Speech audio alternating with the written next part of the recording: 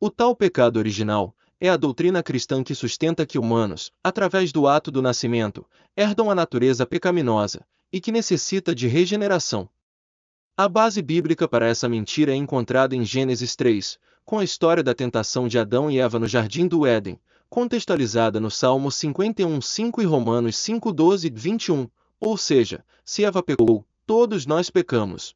Antes do primeiro século, não existia doutrina de pecado, isso foi inventado no segundo século, baseado em escritos e imaginações filosóficas de Justin Martyr, filósofo, e um tal de Taciano, conhecido como Tatiano de Adiabene, ou Tatiano o Sírio ou Assírio, escritor e teólogo do segundo século, quando a discussão aumentou, e depois melhorado e estabelecido aos cristãos, pelo bispo do Império Romano, Agostinho de Hipona.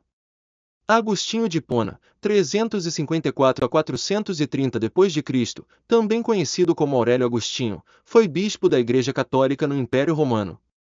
Agostinho é considerado uma das principais vozes da Igreja Católica no século IV, contribuindo para os fundamentos da teologia bíblica, estudo do Deus judaico-cristão, como é conhecido hoje.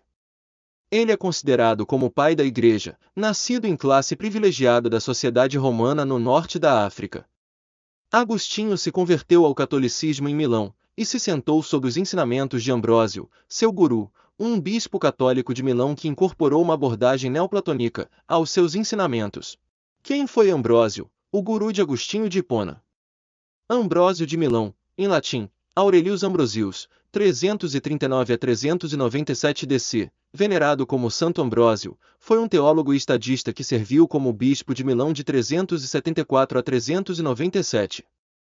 Ambrósio estava servindo como governador romano de Aemilia, Ligúria em Milão quando foi inesperadamente feito bispo de Milão em 374 por aclamação popular.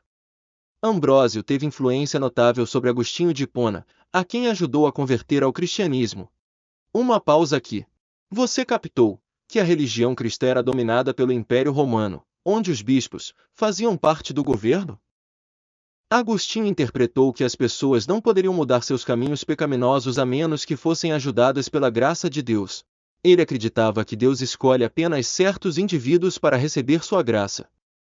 Agostinho acreditava que todos os humanos hoje estavam seminalmente presentes em Adão e, consequentemente, por meio dele, o pecado original foi passado para todos. Para estabelecer a falsa doutrina do pecado original, Agostinho recorreu aos escritos de Irineu, que acreditava que Adão, em sua transgressão, era essencialmente uma criança que apenas participou da árvore antes de seu tempo. Clemente de Alexandria, no final do século II, propôs que o pecado foi herdado de Adão, mas não disse como. Orígenes de Alexandria tinha entendimento contrário à hereditariedade do pecado de Eva. Tertuliano acreditava na hereditariedade do pecado. Cipriano acreditava que os indivíduos já nasciam culpados de pecado. Cirilo de Jerusalém também acreditava que, como adultos, a humanidade era tendenciosa ao pecado. Ambrósio, o inspirador de Agostinho, aceitou a ideia do pecado hereditário.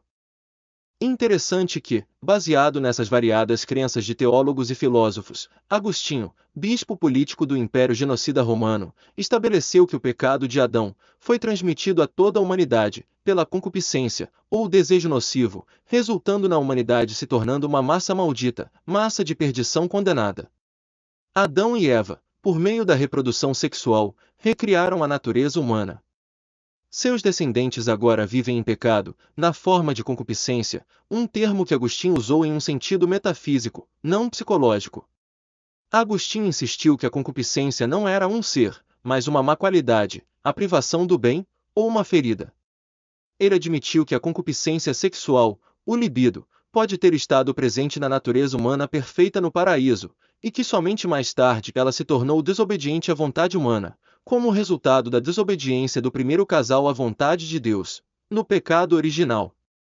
Na visão de Agostinho, denominada realismo, toda a humanidade estava realmente presente em Adão quando ele pecou e, portanto, todos pecaram.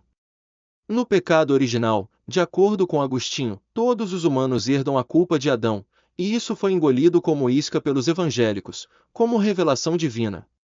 Além dessa doutrina, Agostinho também filosofou a favor da doutrina da Santíssima Trindade Bíblica, aquela que foi usada pelo imperador Teodósio I. Sabia? Não? Isso ocorreu com o Edito de Tessalônica, Cunctus Populus ou de Fide Católica, decretado pelo imperador romano Teodósio I, em 27 de fevereiro de 380 d.C., pelo qual estabeleceu que o cristianismo tornou-se, exclusivamente, a religião de Estado, no Império Romano, proibindo e abolindo todas as outras crenças dentro do Império. Lei à prova. Édito dos imperadores Graciano, Valentiniano II e Teodósio Augusto, ao povo da cidade de Constantinopla. Queremos que todos os povos governados pela administração da nossa clemência professem a religião que o divino apóstolo Pedro deu aos romanos, que até hoje foi pregada como a pregou ele próprio, e que é evidente que professam o pontífice Dámaso e o bispo de Alexandria, Pedro, homem de santidade apostólica. Isto é, segundo a doutrina apostólica e a doutrina evangélica, cremos na divindade única do Pai, do Filho e do Espírito Santo sob o conceito de igual majestade e da piedosa Trindade. Ordenamos que tenham o nome de cristãos e que sigam esta norma, enquanto os demais, os julgamos dementes e loucos, sobre os quais pesará a infâmia da heresia.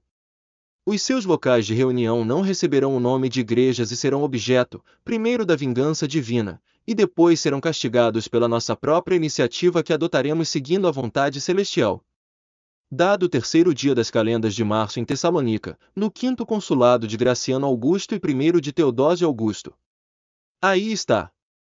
Só em Salônica da província bizantina da Macedônia grega, o império cruel genocida de Teodósio massacrou mais de 700.000 pessoas que rejeitaram seguir a religião cristã imperial.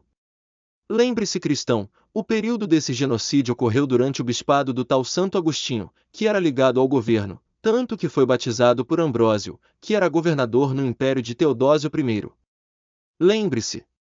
Agostinho viveu de 354 a 430 d.C., o império genocida de Flávio Teodósio I ocorreu de 378 a 395 d.C., período que Agostinho de Hipona estabeleceu o tal pecado original na sua Bíblia. O santo foi conivente com o genocídio de quem não creu em suas imaginações, pensamentos e interpretações teológicas do falso pecado original, e da falsa Santíssima Trindade. Preciso dizer mais alguma coisa, cristão?